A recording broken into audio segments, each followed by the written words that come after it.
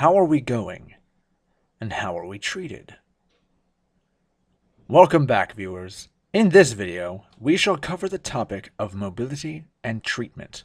The stark differences between the acceptance or rejection of a people can result in growth or ruin. The differences between the German people and the Syrian refugees in treatment is interesting for several reasons. The Syrian people are being housed willingly and in the nation's best attempts of safety. The German people were forcibly expelled, and the mass expulsion, its uncontrolled nature, and the poor planning of a response resulted in hardships at nearly unprecedented levels. Mobility also plays a role in distance and location that refugees can and will travel to. Syrian refugees have a unique advantage in this, as they have access to more methods of transportation than the German expellees. Choice also plays a big role. When people are capable of choosing where to go, they are much more likely to locate in places where they can at least attempt to contribute to the economy. Choice of location also makes a difference in terms of overcrowding. There are also certain more benevolent placement programs that make a major difference in economic contribution and overall integration of a people into the society that they are joining.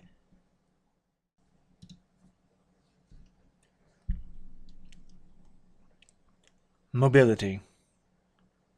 In our modern cities, we rely on our cars, trains, trams, buses, and other transportation to get us around. Transportation is one of the key things that helps keep modern society running at the rate it is. After the Second World War, there was a difference in transportation. The people had little access in terms of planes, and because of the nature of the expulsion, they had no choice in how they were transported. A combined example of poor transportation methods and extremely poor treatment is when the German people arrived in Berlin on train. For the German people, the train was the primary method of expulsion. They were herded onto cattle cars like livestock, given little food or water, and sent off.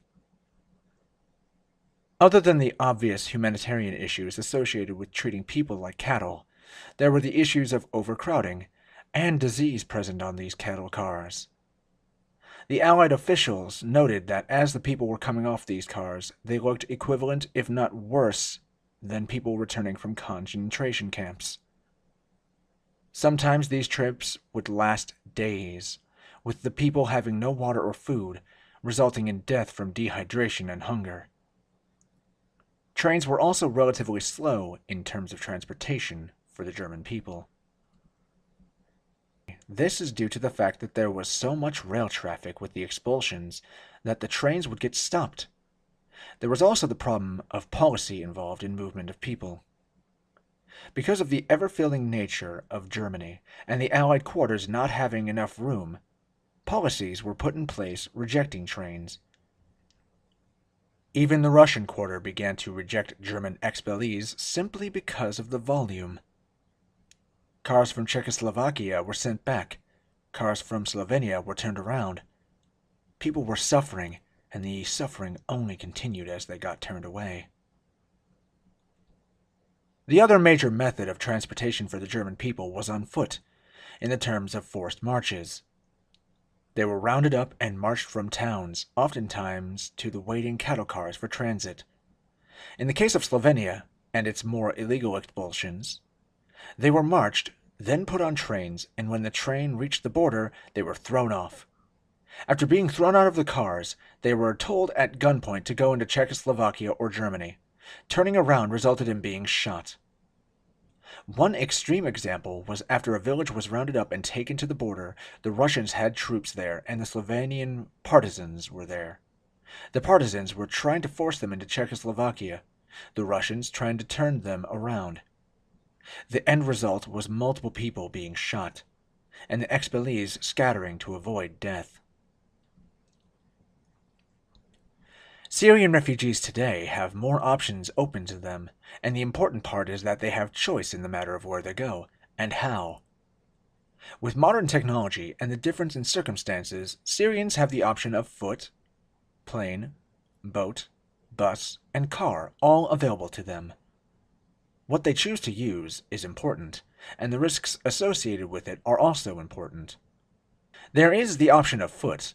This can be combined with car or bus to ensure people get to the borders in the fastest manner possible, avoiding the conflict.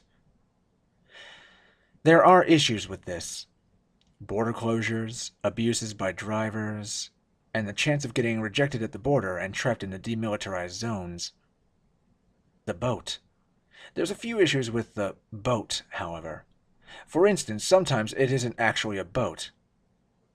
In the article, Fleeing Syria, A Desperate Migration, a woman explains her arrival in Greece and the hardship she suffered to get there.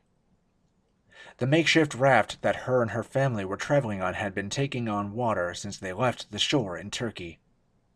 The people had to jettison backpacks containing most of what they still owned, and her husband ended up sacrificing himself so her and the children could get to Lesbos safely.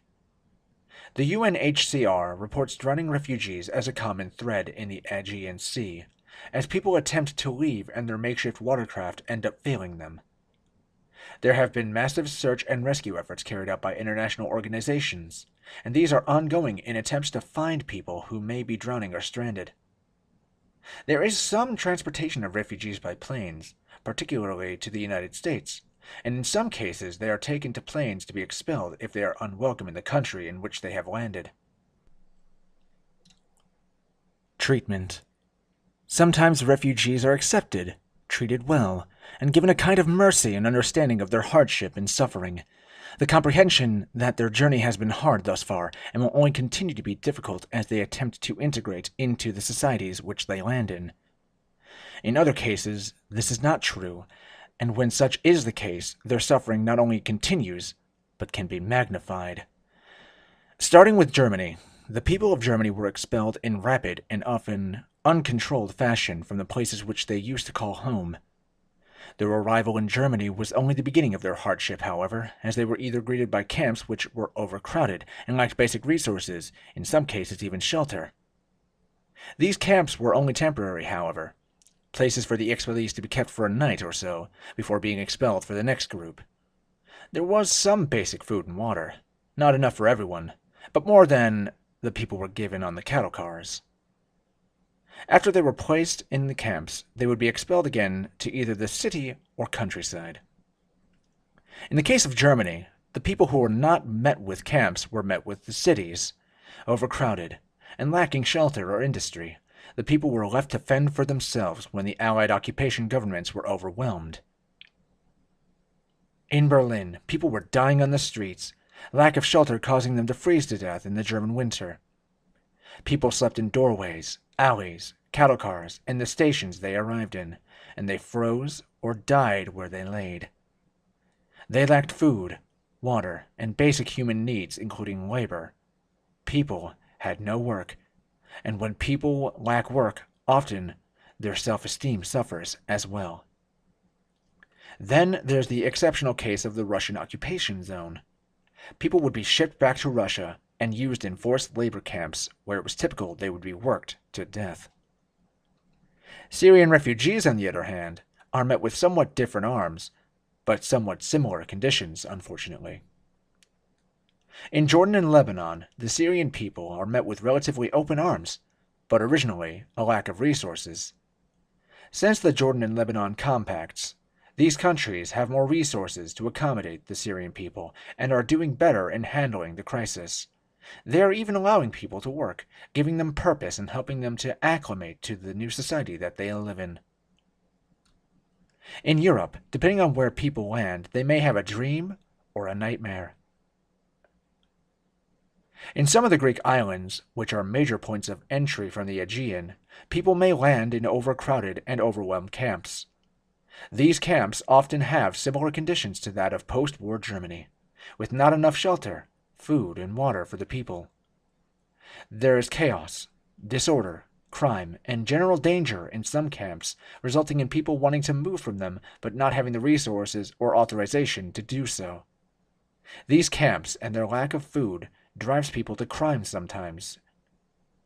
People steal from neighbors, from farmers in the area, and there is a sense of desperation when one is trying to feed their family but lacks the basic resources to do so. In Germany, the Syrian people are often allowed in urban areas. They can purchase apartments, find jobs, and overall try to integrate into German society.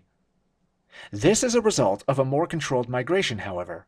Another excellent example of controlled migration and a sensitivity to the situation of refugees is the response from the United States.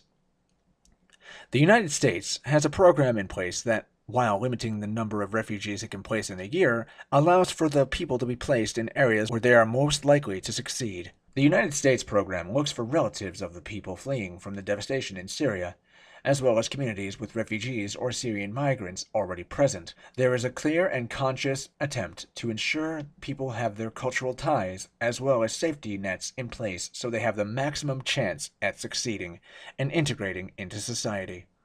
The hope of many refugees is to get to Europe and hopefully a better life.